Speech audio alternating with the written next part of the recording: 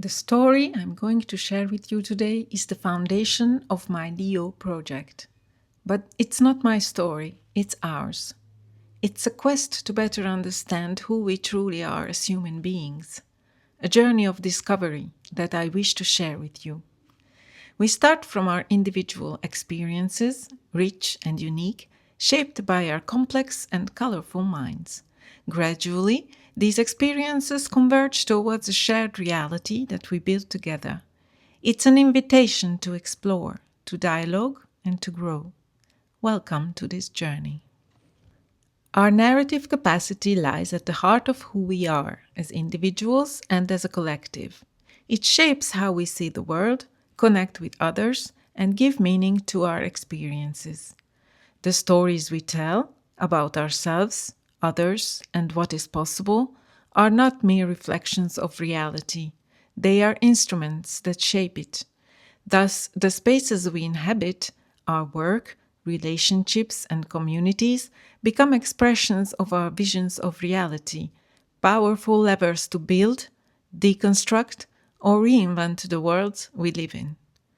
This work proposes to explore a new kind of leadership, a leadership that revalues the human, that creates with and from the human. My research goal was to deepen the understanding of our internal processes and the elements influencing our decision-making, with the aim of building a conscious, sustainable collective reality grounded in living systems. For the theoretical study, I chose to examine several elements, starting with the smallest and easiest to grasp unit, the self. From there, I broadened the view toward others, groups, organizations, and society, gradually incorporating external factors such as time and space, subject, object, and purpose, and even artificial intelligence, which increasingly shapes our daily lives, all to better understand these elements and guide us toward conscious leadership. My research took an unexpected turn when I discovered a common source for all these elements, our individual perception. Indeed, it is perception that determines our behaviors and the actions we choose or reject.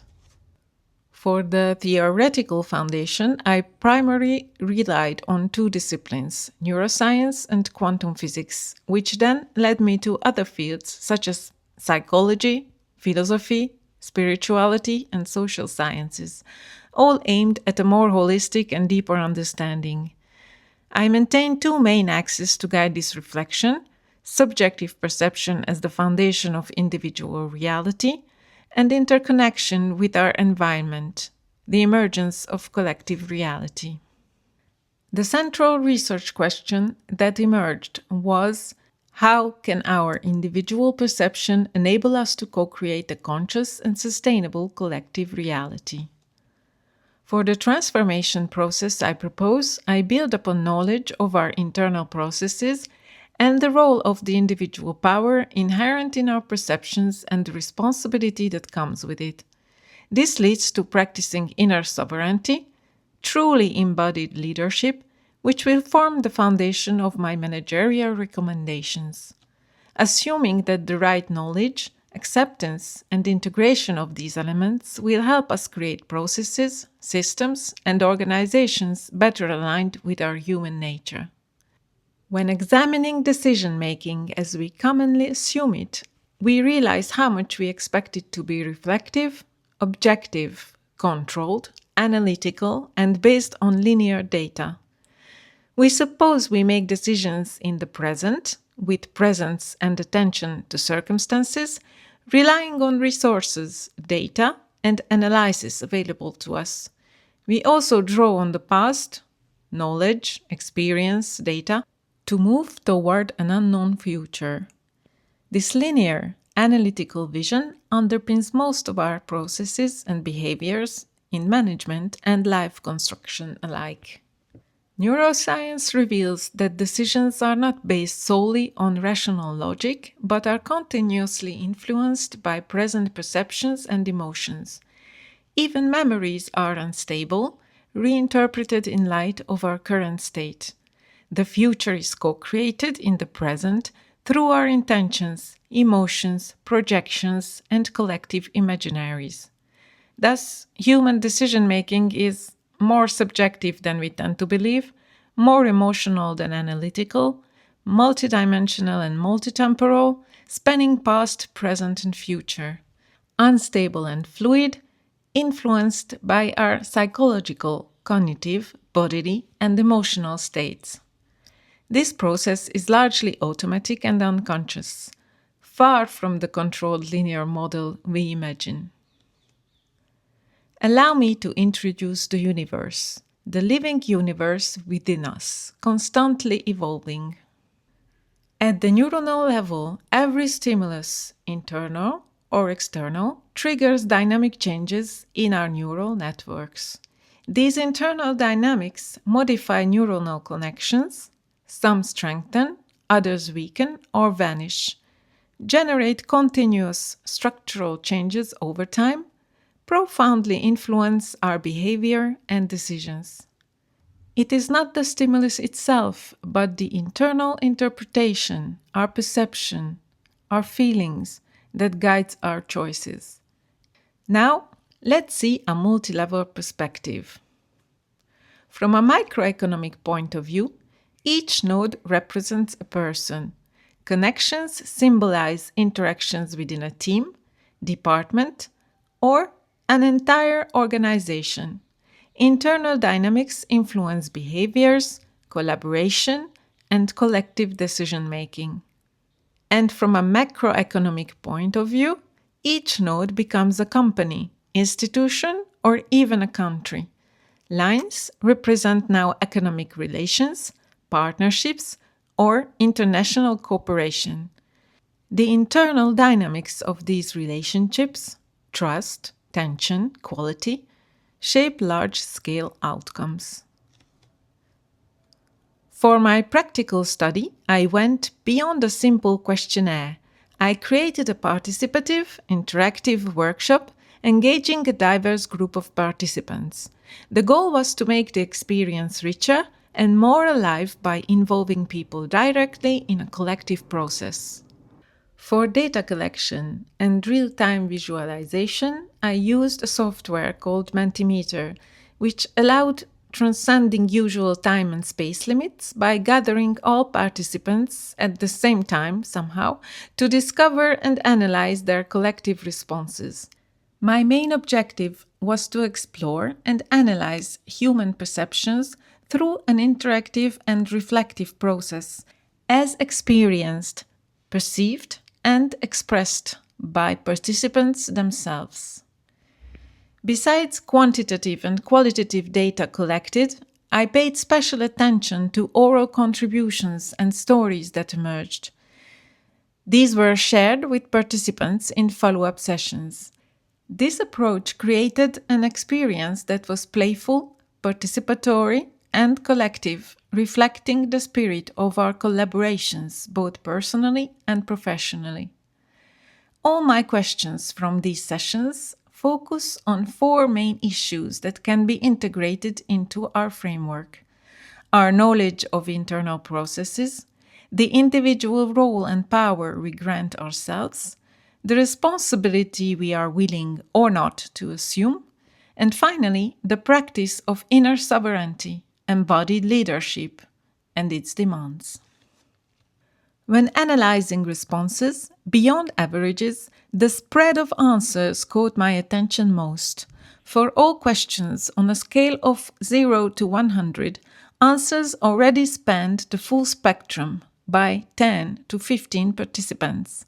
In other words, this diversity of opinions appeared early and remained stable across sessions.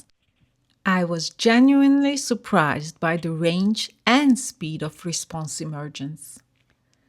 Bringing together key points from the four questions, several insights emerge. 1. Predominant subjectivity. Participants acknowledge that life experiences are deeply subjective, shaped by personal stories, influencing ways of being and acting. Perception then appears as a key lever in decision-making. 2.